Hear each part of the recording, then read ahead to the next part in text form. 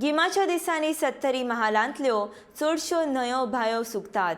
ताका लागून शेतां आनी बागायनी शिंप्या उदकांचो उणाव निर्माण जाता। देखून फाटल्या कांय वर्सां सावन गोंय उदका स्रोत खात्या अंतर्गत 70 महालांतल्या कांय वाठारांनी बंधार बांदपाचें काम नेटान चालू आसा। बंधाऱ्यांक लागून उदक सांठोवन उरपाक मजत जाता।